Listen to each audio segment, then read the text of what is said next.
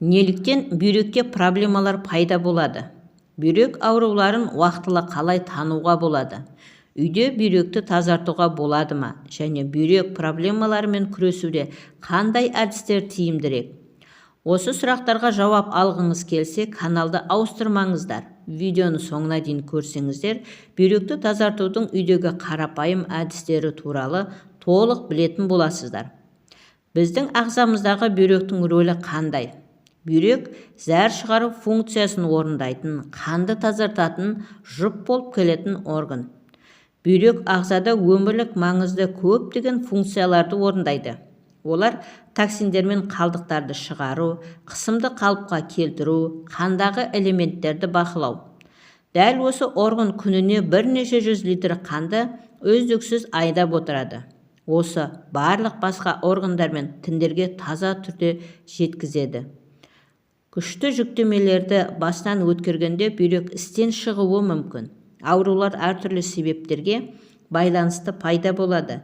Кейбір жағдайларда бүйректің бітелуі нәтижесінде пайда болатын ақаулар болуы мүмкін, яғни токсиндердің шөгінділері немесе тіпті құмның пайда болуы. Сондай-ақ бүйрек гормондардың түзілуіне және дәрумендердің сіңуіне де кері әсер етеді.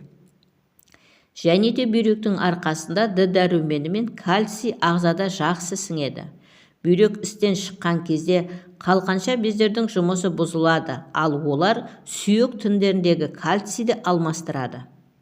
Бүйрек функциясының бұзылуына байланысты толық алмастыру бұзылады. Нәтижесінде сүйектер сынғыш болып келеді. Тағы бір ерекшелігі, бүйрек аурулары кезінде сұйықтықтың ағзадан шығарылуы күрт баяулайды. Нәтижесінде қандағы тұздардың деңгейі жоғарылайды және оның ағзадан толық шығарылуы бұзылады. Жоғарыда айтылғандардың барлығы жүрек пен қан тамырларына, сондай-ақ асқазан ішек жолдарына жүктемені арттырады. Біздің жұптасқан орган осылайша адамның барлық өмірлік жүйелеріне үлкен әсерін тигізеді. Бүйректегі проблемалар неліктен пайда болады? Бұл органның басқалардан айырмашылығы түрлі аурулардан зардап шеккенде ешқандай белгі бермеуі мүмкін, яғни ол ауырмауы да мүмкін. Сондықтан адам ұзақ уақыт бойы проблеманы байқамай келеді, ал айқын белгілері пайда болған кезде тым кеш болуы да мүмкін. Бүйрек проблемаларының пайда болуына ықпал ететін көптеген себептер бар. Қатты гипертермия, температураның күрт ауысуы бұл бүйректің қабынуына алып келеді. Ет өнімдерін көп мөлшерде жеу, қандағы зәр қышқылының концентрациясының жоғарылауына алып келеді. Ал бұл бүйректе орналасуы мүмкін. Кез келген зиянды алкоголь сусындарды шамадан тыс тұтыну, кейбір дәрі-дәрмекті теріс пайдалану салдарынан бөлшектері сүзгіден өтпей бүйрек тіндерінде түсіп, сонда жиналуы мүмкін. Салмақты күрт жоғалту арқылы сүзгіштік функциясын төмендетеді. Үздіксіз шаршау, дұрыс демалудың болмауы, қорғаныс механизмінің жұмысының төмендеуіне әкеледі. Бүйректе қабынудың даму ықтималдылығын жоғарылатады. Қатар жүретін онкологиялық аурулар, үнемі шамадан тыс толы болатын қуық, асқазан ішек жолдарының бұзылуы, іш қату, тұрақты жұқпалы аурулар, әсіресе тамақ ауруы, тыныс алу және ішек инфекциялары қандағы токсиндердің жоғарылауына және тепе-теңдіктің бұзылуына әкеледі. Бұл бүйрекке үлкен жүктеме береді.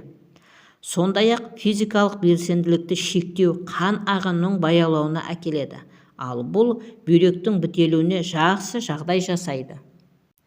Алғашқы белгілер. Шатастыру аурудың дамуының басынан басталады. Белгілеріне байланысты адам аздап тоңа бастайды және белгілі бір ыңғайсыздықты сезінеді. Жалпы алғанда суық тиюге ұқсайды. Әдетте біз бұны елемейміз. Алайда дәл осы кезеңде ауруды қолға алу өте оңай. Аяқтар мен бүйректер өзара тығыз байланысты болғандықтан ыстық су алып оларды қыздыру ұсынылады. Егер сіз осы кезде жылы төсекпен оранып ыстық шай ішсеңіз, өте жақсы нәтиже берері сөзсіз. Соңында аяқтарыңызға горчиш салып, қыздырып, содан кейін жылы төсекке жата қалу керек.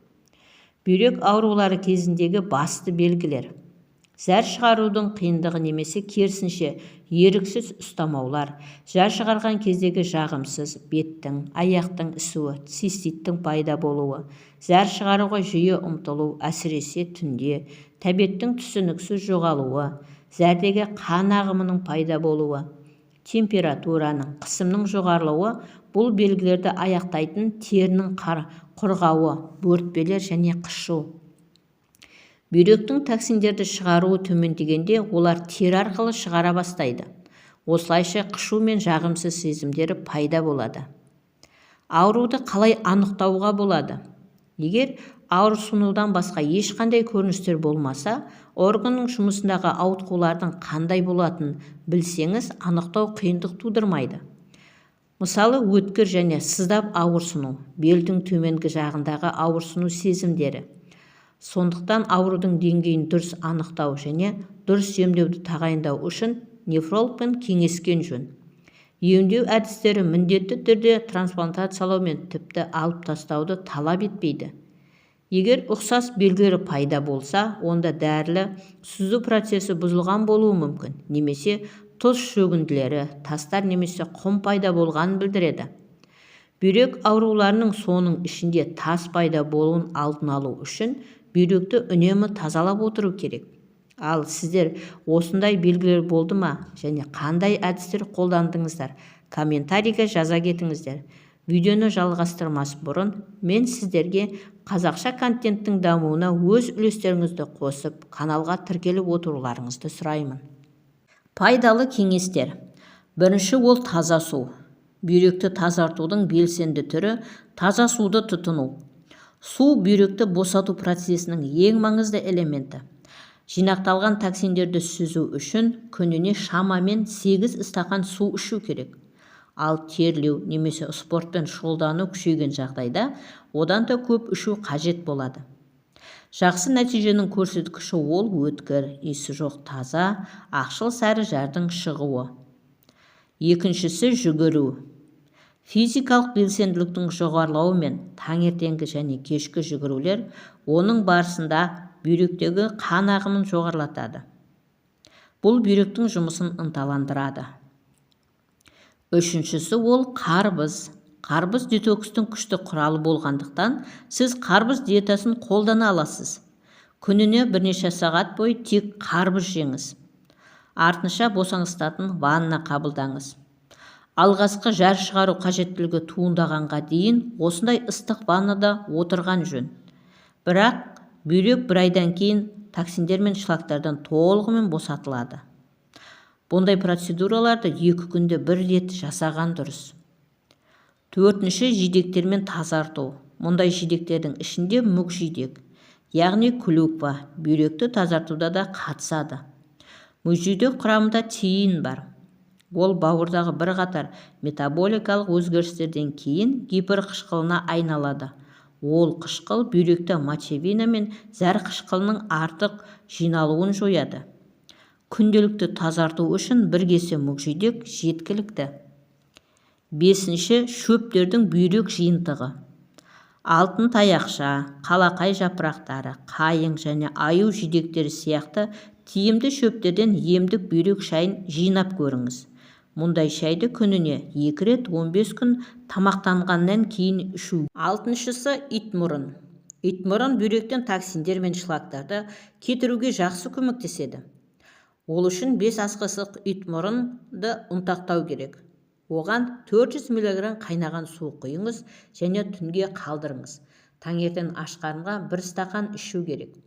Процедураны ұйықтар алдында қайталаңыз. Осылайша бүйрек қайнатпамен шамамен 15 күнде жуылады. Жетіншісі, ақжелкен және лимон. Ақжелкен бұл зарайдағыш өнім, сол себепті бүйректен бактерияны жақсы жуып шаяды. Сондықтан бұл әмбебап дәмдеуішті піспеген және кептірілген түрінде жиі қолданылады. Сондай-ақ шырынсыққышта қоспаны жасай аласыз. Ол үшін ақжелкен шөбінің сабағы мен 2 лимонды ұнтақтаңыз. Дәміне қарай бал қосу керек. Аш қарынға 1 ас қасықтан ішіп отырыңыз, шамамен 1 ай көлемінде, ал қоспаны тоңазытқышта сақтаңыз. 8-ші, бақбақ гүлі. Бақбақ гүлі денеден артық суды кетіруге көмектеседі. Бүйректі тазарту үшін сіз бір стақан суға бақбақ гүлінің 10-15 тамшы тұнбасын құйып күніне 3 рет ерітінді қабылдауға болады. Курсты тоқтатпастан 6 ай бойы жүргізуге болады. 9-шысы бөрі қарақат. Бұл бүйректегі кішкентай тастарды жууға көмектесетін ескі әрі белгілі өнім. Кейбір науқастарда бөрі қарақат тұнбалары бүйрек талмасымен күресуге және уретраның диаметрінен кіші тастарды шығаруға көмектеседі.